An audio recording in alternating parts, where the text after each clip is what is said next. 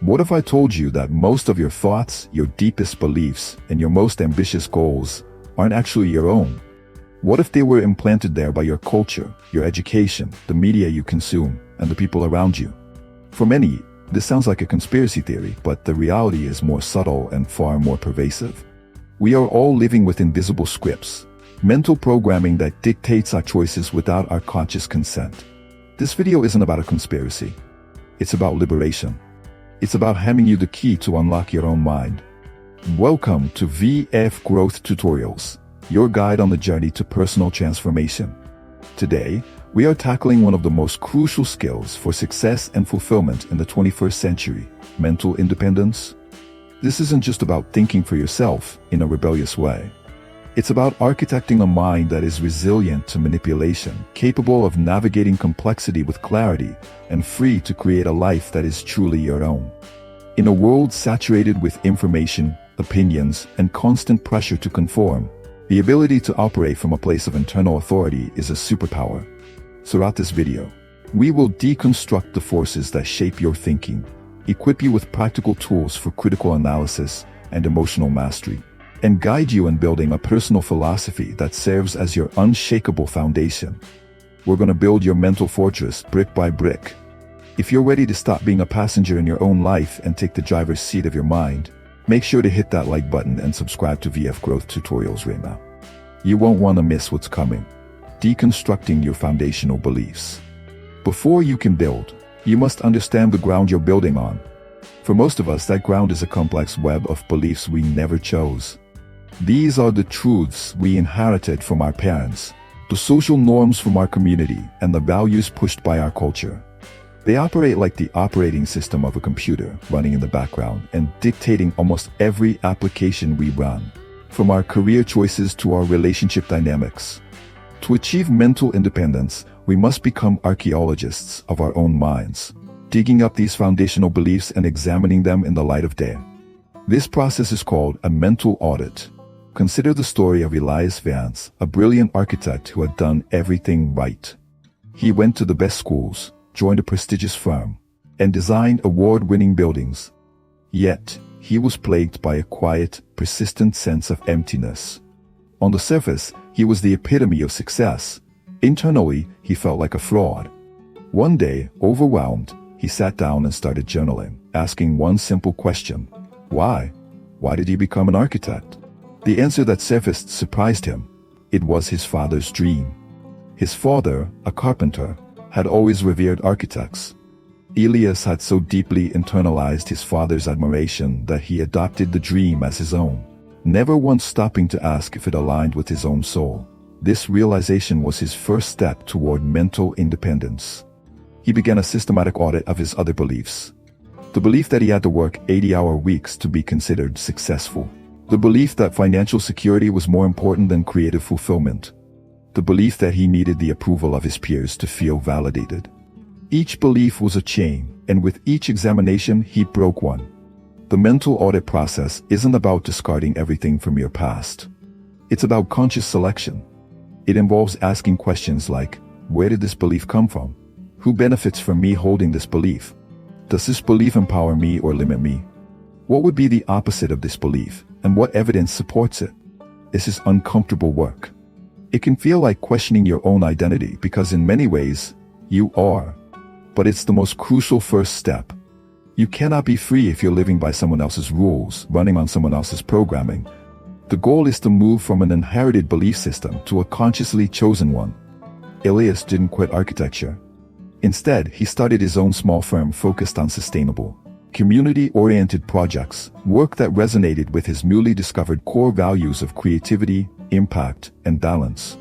He was still an architect, but now he was his own architect, in his work and in his mind. The first pillar of mental independence is this: have the courage to question the very foundation upon which your life is built. Only then can you start building a life that is authentically yours, forging the tools of critical thinking. Once you've started excavating your beliefs, you need the right tools to analyze what you found and to evaluate new information that constantly bombards you. This is the realm of critical thinking. Critical thinking is not about being negative or cynical. It's about being a discerning and disciplined thinker. It's the skill of separating fact from opinion, logic from emotion, and truth from manipulation.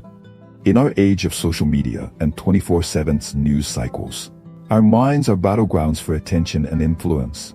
Without critical thinking, we are defenseless.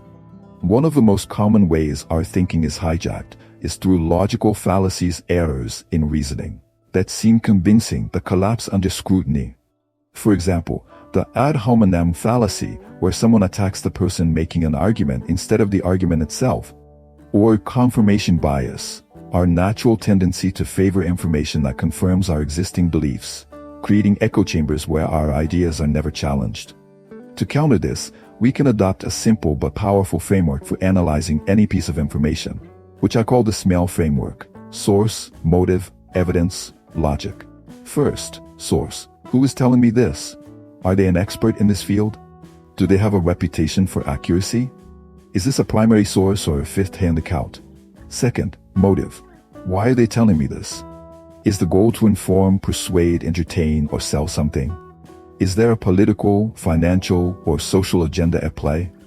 Understanding the motive behind the message is key to understanding its potential biases. Third, evidence. What proof is offered? Is it anecdotal, statistical, or based on rigorous research? Are the claims specific and verifiable, or are they vague in general? A mentally independent person doesn't take claims at face value. They demand evidence. Finally, logic. Is the argument sound? Does the conclusion logically follow from the evidence presented? Are there any logical fallacies being used to manipulate my conclusion? This framework forces you to slow down and engage with information actively, rather than passively consuming it. It transforms you from a spectator into a detective.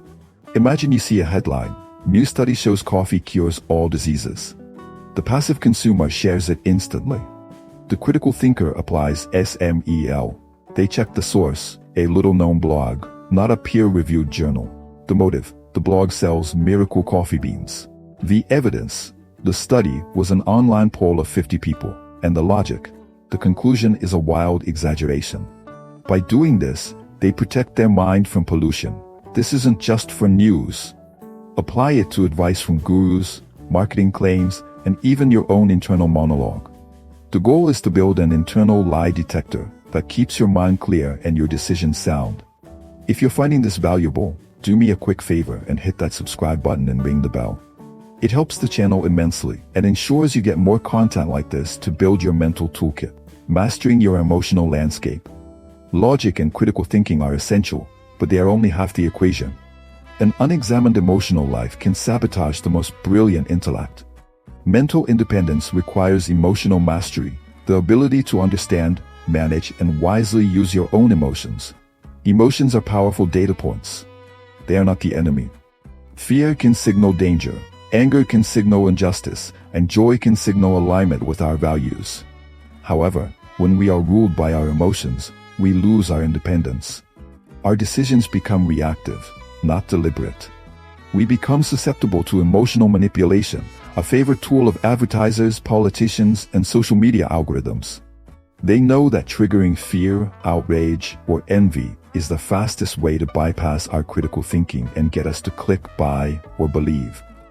Consider the case of Dr. Aris Thorne, a brilliant geneticist working in a highly competitive field. Early in his career, Aris was incredibly reactive. A critical comment from a colleague would send him into a spiral of self-doubt. A rival lab publishing a paper first would fill him with envy and rage. His emotional state was entirely dependent on external events and other people's opinions. He wasn't free. He was a puppet, and his emotions were the strings. His breakthrough came not in the lab, but through a practice of mindfulness. He learned to observe his emotions without immediately identifying with them. He learned to create a space between an emotional trigger and his response. Instead of thinking, "I'm angry," he started thinking, "I'm experiencing the sensation of anger." This subtle shift was revolutionary. It allowed him to ask questions. Why is this anger arising? Is it a threat to my ego? Is it a fear of being left behind? By investigating his emotions instead of being consumed by them, he reclaimed his power. He could now use the energy of his emotions constructively. The envy he felt toward a rival became a source of motivation to refine his own research. The fear of criticism became a signal to double-check his data and strengthen his arguments. He was no longer a victim of his emotional landscape. He was its steward. Developing this skill involves several practices. First, daily self-reflection, like journaling, to name and understand your feelings. Second, mindfulness or meditation to practice observing your thoughts and emotions without judgment. Third, intentionally delaying your response. When you feel a strong emotion, commit to waiting even just for 5 minutes before acting. In that pause lies your freedom. A mentally independent person is not a cold, emotionless robot. They are deeply in touch with their feelings, but they are not controlled by them. They have integrated their heart and their mind, using both to navigate the world with wisdom and poise. They understand that true strength isn't the absence of emotion, but the ability to act in accordance with your values, regardless of the emotional weather. Cultivating a deliberate information diet. Just as your physical health is a direct result of the food you eat, your mental health and independence are a direct result of the information you consume. We live in an era of information obesity. We are gorging on a constant stream of low-quality, high-stimulation content junk food for the mind. This diet of outrage-fueled news, endless social media scrolls, and trivial entertainment makes us mentally sluggish, anxious, and most importantly, easy to influence. If your mind is constantly occupied with the manufactured urgencies of the 24-hour news cycle and the curated perfection of social media feeds, you have no mental space left to think your own thoughts. A crucial step toward mental independence is to become a conscious curator of your information diet. This isn't about ignorance or living in a cave. It's about shifting from passive, reactive consumption to active, intentional engagement. The first step is to conduct an audit. For 1 week, track where your attention goes. How many hours are spent on social media? How much time is dedicated to cable news? How much is spent on long-form thoughtful content like books or in-depth documentaries? The results are often shocking. The second step is to eliminate the mental junk food. This means unfollowing accounts that consistently make you angry or envious, turning off notifications that are designed to hijack your attention, and replacing low-quality habits with high-quality ones. For example, instead of scrolling through a feed first thing in the morning, spend that time reading a chapter of a challenging book. Instead of listening to political pundits yelling at each other, listen to a long-form podcast that explores a topic with nuance. The third, and perhaps most important, step is to actively diversify your sources. The algorithms that govern our online lives are designed to create filter bubbles and echo chambers. They learn what we like and feed us more of the same, reinforcing our biases and shielding us from opposing viewpoints. A mentally independent person actively fights this. They make a conscious effort to read authors they disagree with, listen to perspectives that challenge their own, and engage with different cultures and ideas. The goal isn't necessarily to change your mind, but to understand other viewpoints in their strongest form of practice, known as steelmaning, the opposite of strawmaning. This builds intellectual humility and strengthens your own positions by forcing you to defend them against the best possible arguments, not the weakest. By curating your information diet, you are no longer a passive receptacle for whatever the world throws at you. You are creating a mental environment that fosters clarity, creativity, and deep thought. You are choosing the ingredients that will build your mind. We're deep into this now, and I appreciate you sticking with me. If you're on this journey of mental growth, show your support by liking this video and subscribing to VF Growth Tutorials. Let's grow together. The courage of solitude and independent action.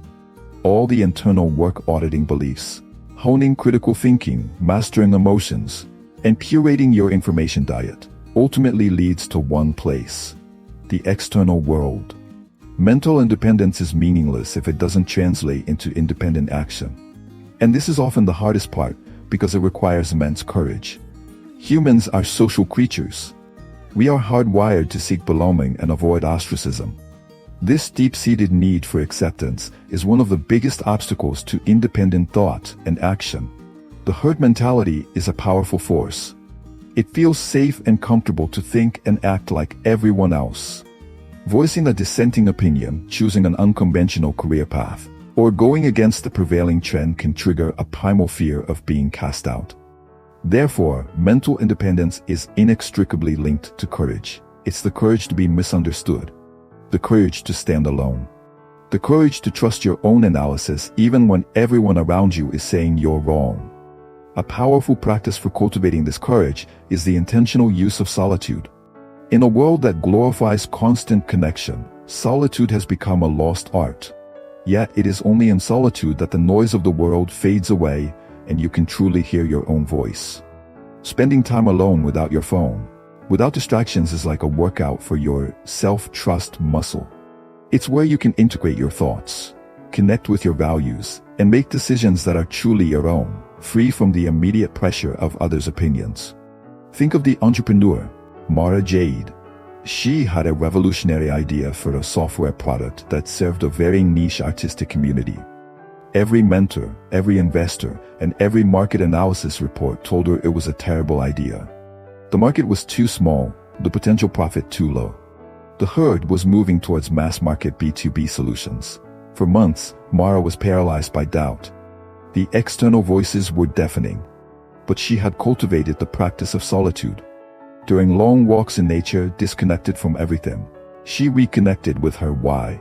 She trusted her unique insight into this community because she was a part of it. She believed in the problems she was solving. In a moment of clarity, born from solitude, she decided to trust herself over the chorus of experts. She bootstrapped the company with her own savings and launched the product. For the first year, it was a struggle. But she persisted. Then, slowly, her niche community embraced the product with a passion she had predicted. It became an indispensable tool, and her company grew into a sustainable, highly profitable business that she loved. Mara's story demonstrates that independent action isn't about being reckless. It was her independent analysis, honed by critical thinking and a deep connection to her own values, that gave her the conviction to act. Solitude gave her the quiet space to hear that conviction over the noise of the crowd. Mental independence isn't just a state of mind. It's a way of being in the world. Building your personal philosophy. We have now arrived at the pinnacle of mental independence. The conscious construction of your own personal philosophy. This is the culmination of all the previous steps. After deconstructing old beliefs, mastering the tools of thought and emotion, curating your information intake, and finding the courage to act, what's left? You are left with a clean slate, a foundation upon which you can build your own operating system for life. A personal philosophy is not some abstract, academic exercise. It is a practical, living framework that guides your decisions, defines your priorities, and gives your life meaning and direction. It's your internal compass in a world that is constantly trying to pull you off course. Building it involves answering some of life's biggest questions for yourself. First, what are your core values? If you had to boil down your character to 3 to 5 words, what would they be? Honesty, growth, compassion, freedom, creativity? These values become the non-negotiable pillars of your life.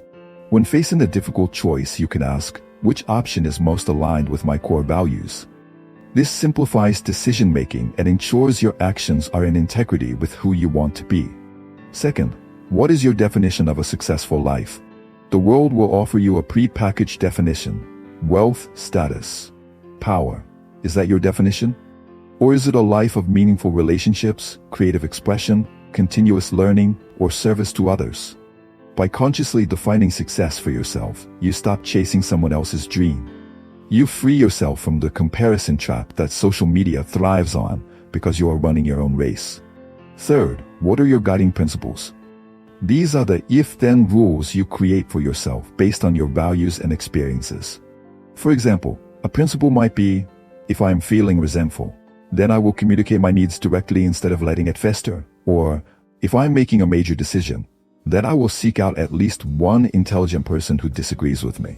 These principles act as mental shortcuts that help you navigate complex situations with wisdom and consistency. Your personal philosophy is not static. It should be a living document that you revisit and refine as you learn and grow. It is your ultimate creation, a testament to your mental independence. It's the difference between being a ship tossed about by the waves of life and being the captain of that ship, with a map, a compass, and a clear destination in mind. This is the ultimate freedom, not just the freedom from external influence, but the freedom to create your own meaning, to live by your own code, and to become the architect of your own soul. This is the true power of mental independence. The lifelong practice of mental independence. It is crucial to understand that mental independence is not a destination you arrive at one day, and then you're done.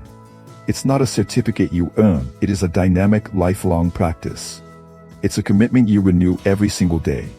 The forces of conformity, manipulation, and intellectual laziness are relentless. The algorithms will always try to pull you into echo chambers. Your emotional triggers will still exist. The comfort of the herd will always be tempting. Therefore, maintaining your mental independence requires constant vigilance, humility, and dedication. Think of it like physical fitness. You don't go to the gym for a year and then decide you're fit for the rest of your life. You have to keep training to maintain your strength and health. Similarly, you must continuously practice your mental fitness. This means making the mental audit a regular habit, not a one-time event. It means constantly sharpening your critical thinking skills by engaging with challenging material. It means staying committed to your mindfulness practices to maintain emotional balance. It means regularly reviewing and pruning your information diet. And it means consistently revisiting and refining your personal philosophy as you gain new life experiences. One of the greatest dangers on this path is arrogance. Achieving a degree of mental independence can lead to a sense of intellectual superiority, a belief that you have it all figured out and are immune to the biases that plague the unthinking masses. This is a trap. True mental independence is rooted in intellectual humility, the understanding of how little you actually know, the awareness of your own cognitive biases, and the openness to being wrong. It's about being committed to the truth, even if that truth shatters your most cherished beliefs. It's about being a perpetual student of life. The journey is the reward. Every time you question a long-held assumption, every time you resist an emotional impulse, every time you choose a difficult book over an easy distraction, you are strengthening your mind. You are casting a vote for your own freedom. The world doesn't need more people who can passively recite the opinions of their chosen tribe. It desperately needs more people who can think clearly, feel deeply, and act with courage and integrity based on their own well-examined principles. It needs people who have liberated their own minds so they can help liberate others. The path is not easy, but it is the most rewarding journey you will ever undertake. It is the path to an authentic, meaningful, and truly empowered life. Your mind is your most precious asset. Take ownership of it, cultivate it, defend it, and use it to create the life you were meant to live. Integrating mental independence into daily life. So far, we've discussed the high-level concepts and pillars of mental independence. But how do we translate this into our messy, busy, everyday lives? The key is to build small, consistent habits that reinforce this new way of thinking. Let's make this incredibly practical. First, start a thought journal. Every evening, take just 10 minutes to write down one belief you held that day. It could be something simple like, I'm not good at public speaking, or something complex, like your political views.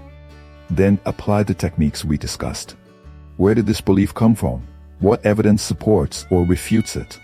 This simple practice trains you to be more aware of your own mental scripts. Second, practice the 5-minute rule for emotional reactivity. The next time someone says something that triggers a strong emotional response in you, whether it's anger, anxiety, or defensiveness, make a pact with yourself not to respond for at least 5 minutes. Use that time to breathe and observe the physical sensations of the emotion. Ask yourself, what is this feeling really about? This small gap is where you reclaim your power from a knee-jerk reaction and choose a conscious response instead. Third, implement a media-free hour. Choose 1 hour of your day, perhaps the first hour after you wake up, or the last hour before you sleep, where you consume no media, no phone, no TV, no news. Use this time for solitude, reflection, journaling, or conversation with a loved one. This creates a mental sanctuary, allowing your own thoughts to surface without being drowned out by external noise. Fourth, actively seek 1 challenging viewpoint per week. Make it a goal to read an article, listen to a podcast, or watch a video from a thoughtful source that represents a perspective you strongly disagree with. Your goal is not to be converted, but to understand. Try to articulate their argument in the strongest possible terms. This practice systematically breaks down your own echo chamber and builds intellectual empathy. Fifth and finally, Define your one guiding principle for the month. Don't try to build your entire personal philosophy overnight. Choose one value or principle to focus on. For example, your principle for this month could be act with integrity, even when no one is watching. Keep this principle visible and use it as a lens through which you make your daily decisions. These are not drastic life-altering changes. They are small, sustainable habits. But compounded over time, they will fundamentally rewire your brain. They will transform mental independence from an abstract concept you learned about in a video into your lived reality. It's about taking these grand ideas and embedding them into the fabric of your daily existence, one small, courageous choice at a time. We've covered a tremendous amount of ground today. We've explored the essential pillars for building an independent mind, deconstructing your foundational beliefs, forging the tools of critical thinking, mastering your emotional landscape, curating a deliberate information diet, finding the courage for solitude and independent action, and finally, constructing your own personal philosophy. Remember, this is not a quick fix. It is a lifelong commitment to the practice of clear thinking and authentic living. It's about choosing to be the architect of your mind rather than allowing the world to shape it for you. The power to think freely, to feel authentically, and to act with purpose is the greatest power you will ever possess. It is the key to unlocking your full potential and building a life of meaning and resilience. The journey starts now with the very next thought you choose to question. If this video sparked something in you, if it challenged you or inspired you, please help spread this message. Hit the like button, subscribe to VF Growth Tutorials for more deep dives into personal growth, and share this video with one person who needs to hear this. And now I want to hear from you. What is the first practical step you are going to take towards greater mental independence? Let me know in the comments below. Let's start a conversation and support each other on this path.